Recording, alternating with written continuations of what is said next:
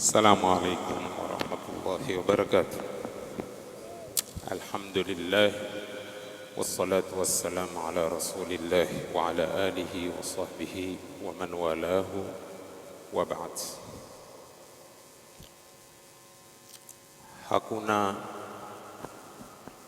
anayefanya jambo zuri isipokuwa wa matarajio yake ni kufaulu. Afanya jambo zuri, matarajio yake huwa ni kufaulu. Hatuendi kinyume na hapo, lakini pia mtu utaka kufaulu hata kwa mambo yasiyokuwa mazuri. Lakini leo tuko kwenye jambo zuri. Matarajio ya mwenye kufanya zuri hutarajia mazuri, na mazuri hayaji tu. Kuna wasaili, kuna barabara za kukupeleka kwenye hayo mazuri. Hebu tuwatazame kwa ufupi, kwa sababu hatuwezi kuzungumza kwa urefu yanayohusiana na ndoa, kwa sababu hayaishi. Ndiyo milango mikubwa sana katika vitabu vya fiqhi, bali hata hapa huwezi kuyatukua yote, lakini twaamini ya kwamba japokuwa ni moja ama ni mawili utaondoka nayo. Kusema tutatoa nasaha katika minasaba hii ati utoke bwana harusi huna lolote, mimi silikubali. Lazima utatoka japokuwa ni moja ama utoke na mawili. Tayib, kuna ahamu rakaizil asasiya lizawaji naji. Kuna mambo muhimu sana ya kimisingi ya kuifanya ndoa ifaulu, na sote tunataka ndoa zetu zifaulu. Tayib, hebu tuangalie mambo kama 6 tu bila sherehe nyingi, katika mambo ambayo ni misingi ya kuifanya ndoa ifaulu. Moja, alhiwaru almaftuh washafaf.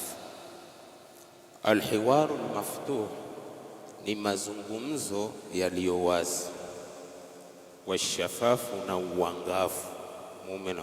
Mume na mke, mazungumzo yao kwanza yawe ni mazungumzo wazi.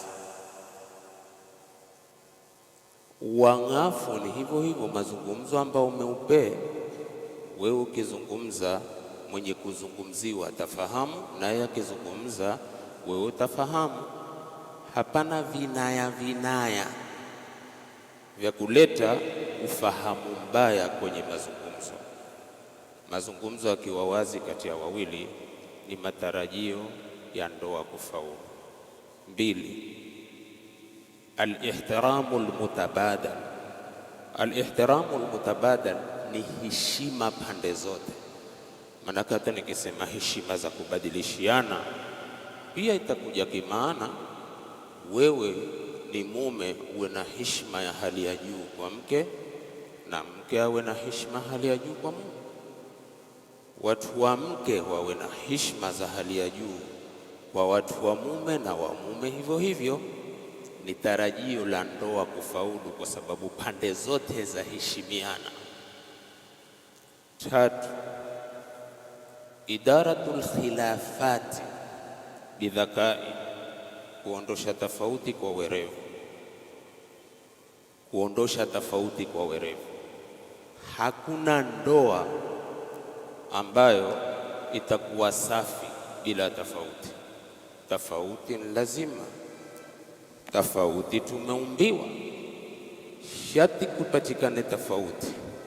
Lakini kisha kutoke barabara baada ya tofauti nini?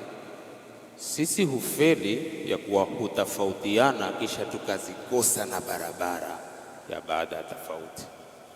Lakini usishike mwana wetu kwamba ati utasafiri hakuna tofauti. Hamna.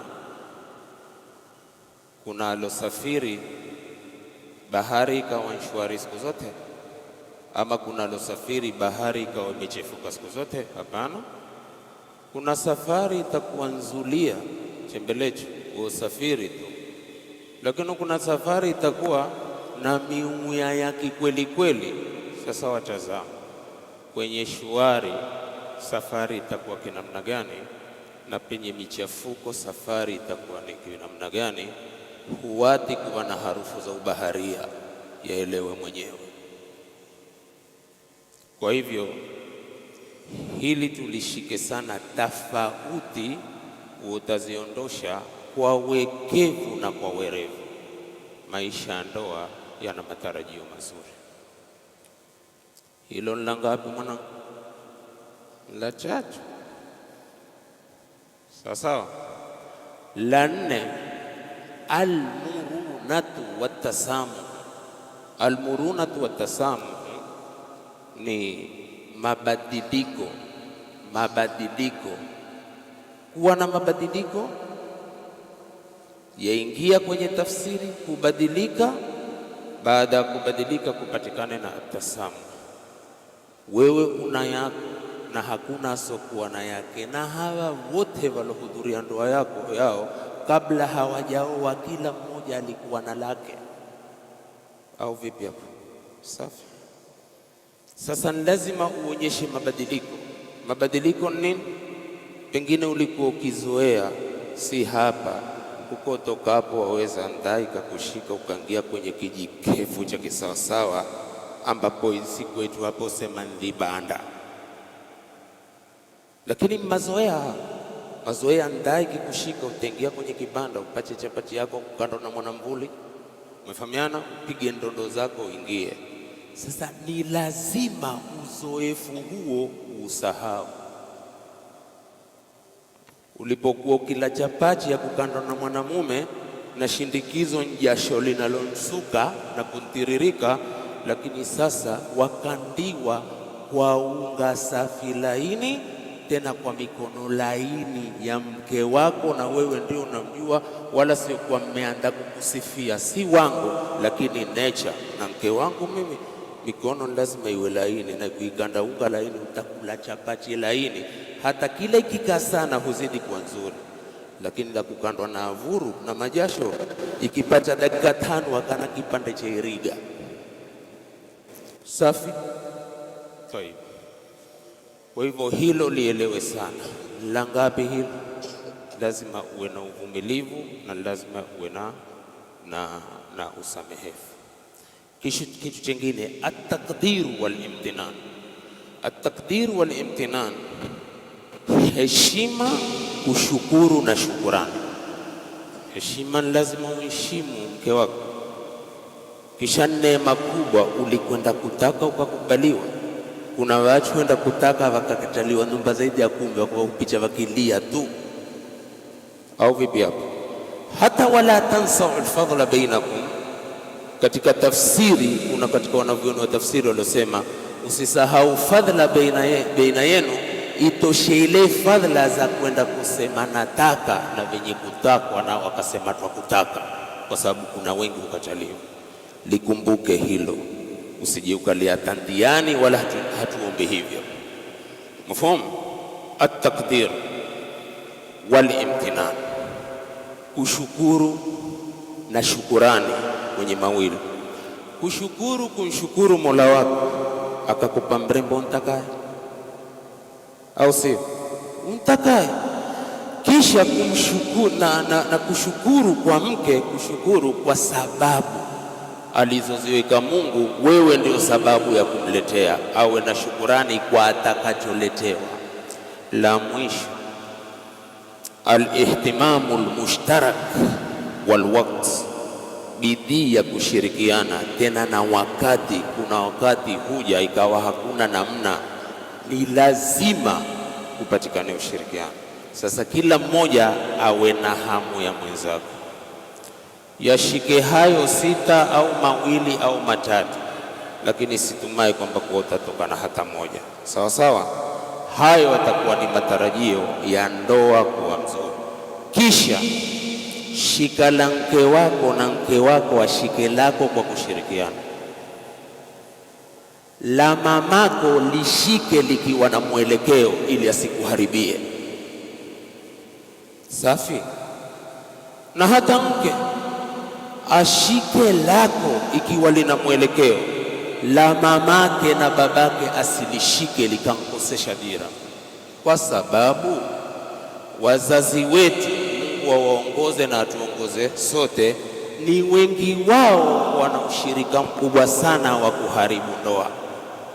Safi hapo mwanangu, ukiona kuna cheleza na Mungu asidi, kuna babako mshauri akupe shauri nzuri, una walokutangulia kusafiri, wape mashauri. La mwisho ukenda kuketi kwako, endraha katika kuoa, ati kuliko kwa mke wako kwenda kwa familia ya mke, ama mtukue mke wako mke aje kwenye familia yako, hujajifunza masala kuoa. Na hapa ndipo papatikanapo uharibifu mkubwa, maana mama hawezi kukuata leo kupata cha kupika. Mwanangu toze mato na mke wake henda kuoa, daima hutajua shida, maana mama ni mtu hanima, atasikitika. Sasa itakuwa hupikwa kwa jumuiya, na hili la kupikwa kwa jumuiya kwenye boma moja huleta matatizo. Na asema wazi na Mungu mwenyewe shahidi.